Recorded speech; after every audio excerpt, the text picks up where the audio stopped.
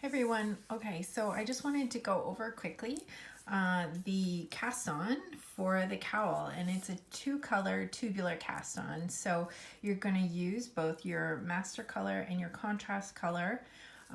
So I have those here. I'm using blue as my main color and this multi one for my contrast color. So to start this out, you're gonna knot your two yarns together. So it doesn't need to be a slip knot or anything, just a general kind of loop through knot. I don't do it too tightly because I take it out when I'm done. So I usually leave about 4 inches of tail. This is obviously not 4 inches, but it's an example. Just so I can weave them in at the end when I'm done my project. And so I don't do that too tightly, but you want it to be secure enough. Because unlike normal cast-ons where you would do a slip stitch for your first stitch, our first stitch is going to be part of the cast-on. Okay, and so you actually hold your yarns in your left hand for this cast-on. And the reason I like a two-color tubular cast-on for something like a cowl or a hat, especially as it's very, very elastic. So with a fabric like brioche, you want something that can take the stretch. So I will show you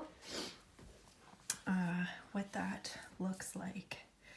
So this is my cast off here, and you can see it's just your standard cast off. This is Jenny's Super Stretchy. But then on the other side, we have my two-color tubular cast on here. Okay, and so you can see there's tons of stretch there for the cowl.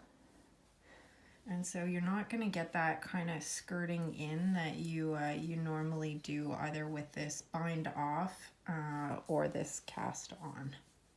And that's what you want, because you want lots of stretch for stretchy fabric. So let's do this. Now I'll ask for patience. This is not a cast on I picked up that quickly. I definitely had to practice a lot, and when I go back to it, I have really simple notes to remind myself on this. So the first thing I always remember after many pull-outs with this cast on, so don't get frustrated. Just, you know, kind of take it one step at a time as you go through it. It looks so messy when it's on the needles, but there are actually 2 setup rows that you work with the tubular cast on in order to get it going. And you do not join in the round after you get it first on your needle, which I love, because as someone who, despite trying,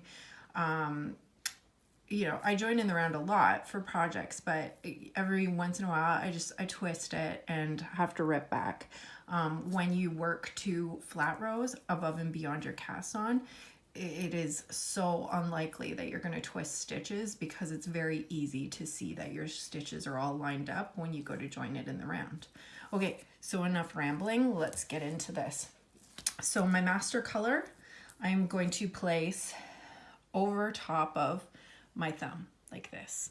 Okay, and my contrast color is going to go over my index finger, and I always work it this way.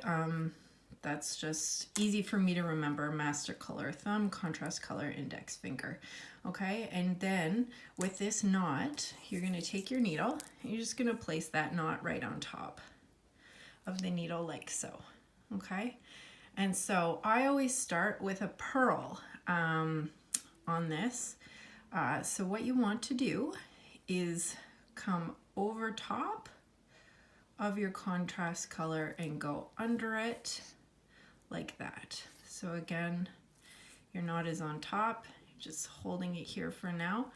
Over top of that contrast color and under it, come over top of your master color and under it. And it's going to look like that.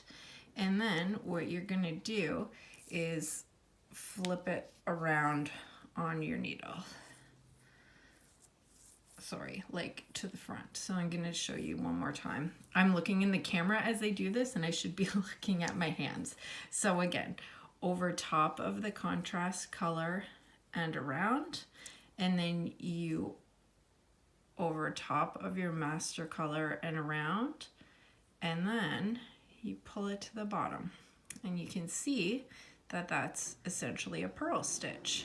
And now to do a knit stitch, you always go under the master color, over top of the contrast color, and then swing your hand around. Okay, and you can see that's a knit stitch there on the needle beside that purl where you've got that contrast color here laying underneath. And this is actually a twisted knit stitch, and that's fine. We deal with that in the tubular setup rows. Okay, and so because we're doing a 1x1 rib with this brioche, we are going to do another purl now, because you want to go purl, knit. And so to do that, you've got your yarn underneath your needle. You want to come over top here and under your contrast, over top of your master color, and then swing the yarns to the bottom. And there's your purl stitch. So now we need to do a knit stitch. And so a little thing I always do when I'm doing a 1x1 for a rib and this cast on, another thing to remember, so you've got your master color over your thumb, your contrast over your index, is that when you have a master color stitch last, because if you're casting on 72 stitches like this cowl requires, it is so easy to kind of get off track. Someone interrupts you and you're sitting here going, okay, how do I get a contrast stitch or one of those knit stitches on the needle? And so what I always remember is if the last stitch is your master color, then you start at your master color. And so that means I have to start under my master color, over my contrast color, and pull around. And so if my last stitch in that theory is in my contrast color, then that's where I want to start for my purl stitch. So I'm going to come under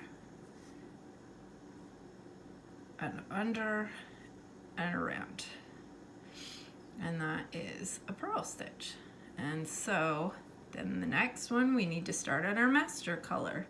Swing under, over top of the contrast color and under it, and then in the same motion you'll get used to doing that is pull around that needle to lock that in place. And so you can see here we're getting a bit of a mess on the needles, and these are kind of really wonky, so if you have to count back, like another thing I like to do is throw a stitch marker on every 20 stitches or so you only have to count to 20, and then I slip a stitch marker on and start counting to 20 again, or whatever suits you best. If 10 is best for you, then that's what it is. So in order to count these guys, because wow, they look messy, just kind of figure out where my stitch is here, and it's going over top of the needle. And so I've got 1,